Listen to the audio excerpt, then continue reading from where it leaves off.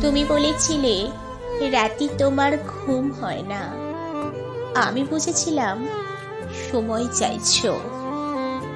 তুমি বলেছিলে আকাশে কি মেঘ করেছে দেখো।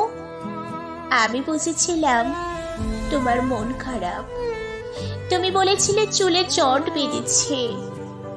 আমি বুঝেছিলাম তুমি স্পর্শ চাইছো। তুমি বলেছিলে আজ বিকেলে তুমি বারান্দায় থাকবে। আমি বুঝেছিলাম সাক্ষাৎ চাও।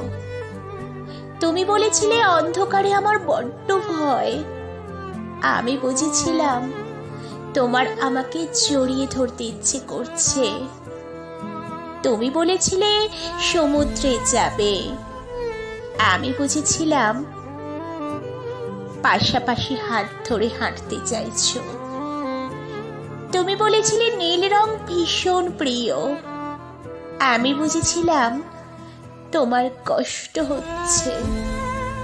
তুমি বলেছিলে ঠোঁট ফেটেছে। আমি বুঝেছিলাম চুমু খেতে চাইছো। তুমি বলেছিলে অঙ্ক তোমার ভালো লাগে না। আমি বুঝেছিলাম তুমি কবিতা ভালোবাসো। তুমি বলেছিলে আজ তাড়াতাড়ি ঘরে ফিরতে হবে। তুমি বলেছিলে এই হঠাৎ করে দেখা করা, অসময়ে ফোন করা আর তোমার ভালো লাগছে না। আমি বুঝে গিয়েছিলাম বিচ্ছেদ চাইছো। তারপর অলিখিত স্বাক্ষরে তুমি যখন ইনভিজিবল কোর্টে আমার বিরুদ্ধে বিচ্ছেদের মামলা ঠুকে দিলে, আমি বুঝেছিলাম তুমি মুক্তি চাই।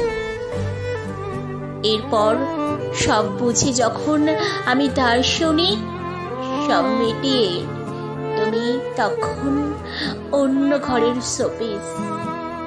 একদিন আমাদের দেখা হলো, তখন তুমি জিজ্ঞেস করেছিলে কেমন আছো।